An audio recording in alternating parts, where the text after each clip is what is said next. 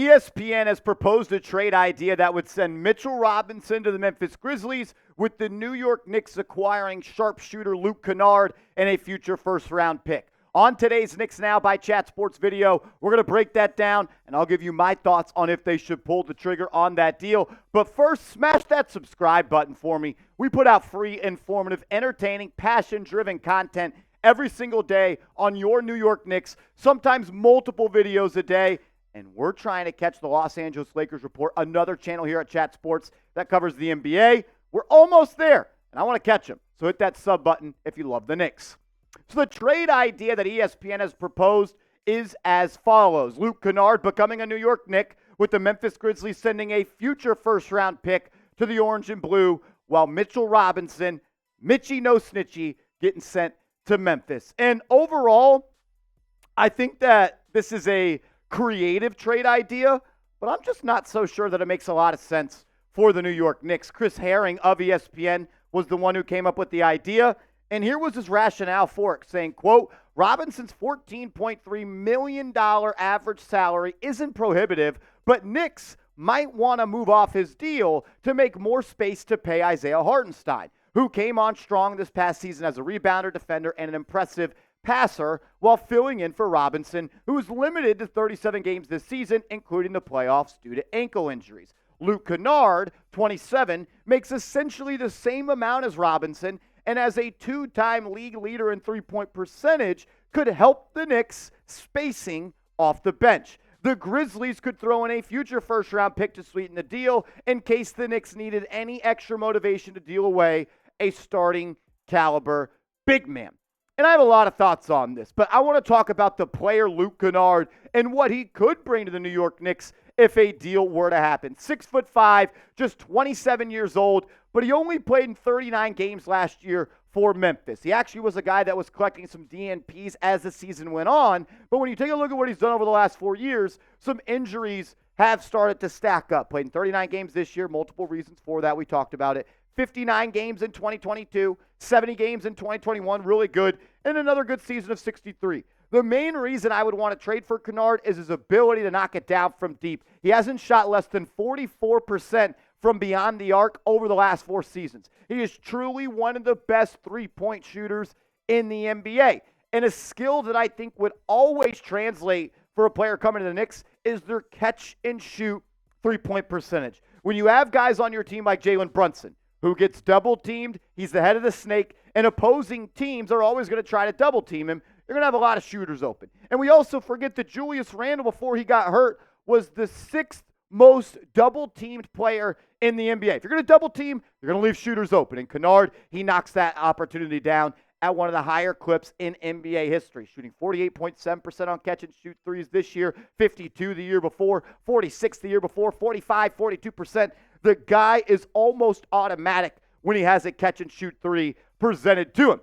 And maybe the New York Knicks need to improve their three-point shooting, right? Regular season, they shot just 35.8% from three, number 14 in the NBA. In the playoffs, though, they were extremely efficient from that area. Shot 37.5% from deep, number 2 of all 16 teams that made the playoffs. But when it comes to attempts per game, the Knicks could definitely elevate their volume. I think the more threes you shoot, the better it's going to be for your offense, especially if you're the New York Knicks that likes to rely on creating extra possessions with offensive rebounders. Long shots equals long rebounds, and it's just math at this point. 3 is more than 2. You're 13th in regular season when it comes to three-pointers attempted per game and 11th in the playoffs. So while the percentages above league average, cool, I think that the volume could take an uptick for the New York Knicks on their offense. When it comes to Luke Kennard in this contract, he does have a team option for $14.7 million for this upcoming season. So after this year, he would be a free agent, and the question then becomes, if you deal for him,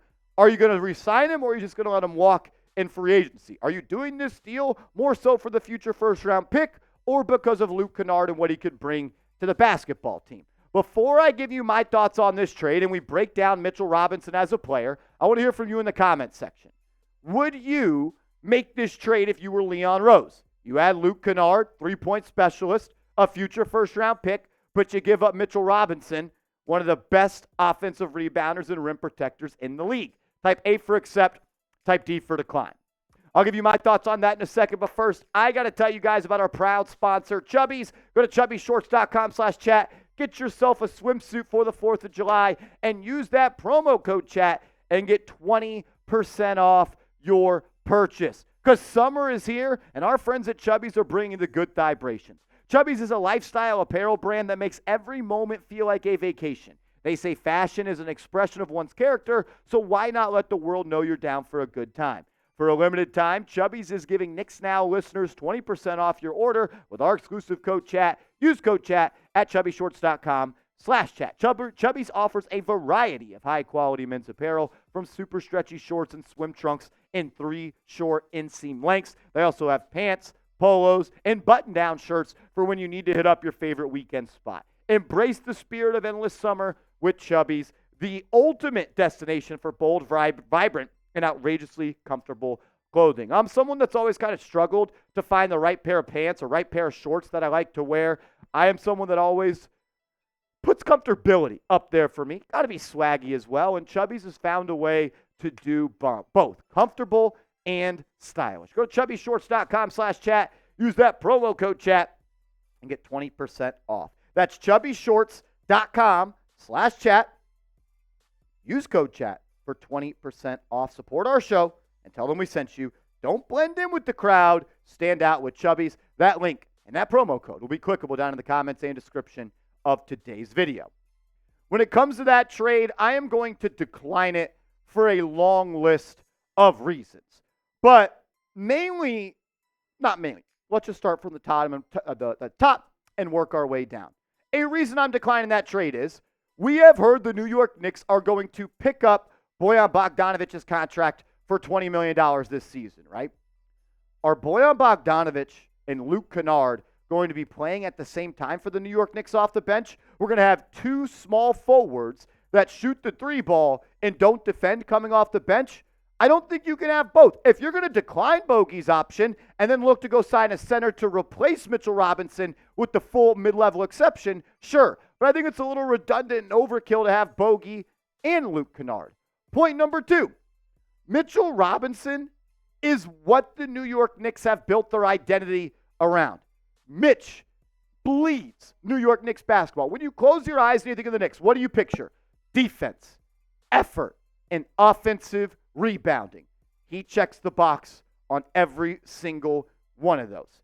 The stats aren't beautiful when it comes to points per game. I think we all know that Robinson is never going to be a center that fills it up on a nightly basis. But when you factor in what he does on the glass, as well as a defensive player, when it comes to blocks and steals per game, I thought he was having his best defensive year of his career prior to being hurt, and I thought he was going to be in the running for Defensive Player of the Year. The guy was averaging over 1.2 blocks per game and over 1.2 steals per game. On top of the fact he is quite literally the best offensive rebounder in the National Basketball Association.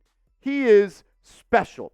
He was second league-wide in offensive board percentage in 2021 and first in 2022, and would have finished second this past season had he played enough to qualify for the leaderboard. I am, though, 100% worried about Mitchell Robinson and his durability. You just saw the games played for him. That is something that, no doubt about it, I know I'm worried about, and I know the New York Knicks are worried about as well. The guy played in just 31 games this year, 59 the year before that, 31 in 2020. He's only played more than 60 games 3 times in his 6-year career. And also, he's played under 59 games 3 times, and he's played 31 games 2 times. That's definitely a question mark. But the reason I'm not ready to give up on Mitchell Robinson as a prospect, a player, and a part of this New York Knicks team is because I can't forget what he did in the first round of the 2023 playoffs when he went toe-to-toe with Jared Allen, who the year before was an all-star, and he didn't go toe-to-toe. He dominated him. He was the best big man in that series. He averaged 8 points per game, almost 10 rebounds, 5.8 offensive rebounds for Mitchell Robinson, while also giving you 2.2 blocks per game and 1.2 steals per game. But it's Game 5 that I will never forget. The game that clinched the Knicks the first round win, had them move on to round 2, and Mitchell Robinson was the best player on the floor. 13 points, 18 rebounds, 11 offensive rebounds with 3 blocks and 2 steals.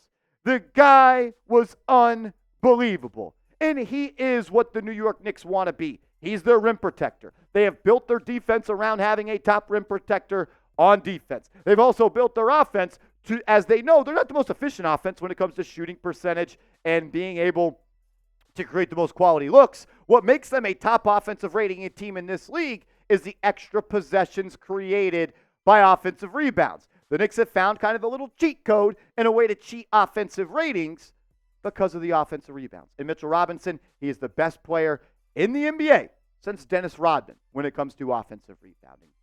Overall, when it comes to the New York Knicks potentially trading Mitchell Robinson for Luke Kennard in a first-round pick, I say no. Because if I am going to trade Mitchell Robinson, I am doing it for a player that is a star or a superstar. I just think that you can get more in return when dealing Robinson than a three-point shooter who is in a contract year.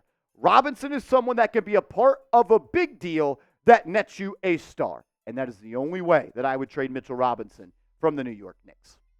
Make sure you are following me over on social media. I'm on Twitter. I'm on Instagram at @MarshallGreen_. Hit me up over there and make sure you like today's video and subscribe. I know I'm asking you to do a lot, but we're going to be doing a lot when we're back with another video later today, and I want you to see it. Subscribe, like, turn notifications on, and let's go Knicks!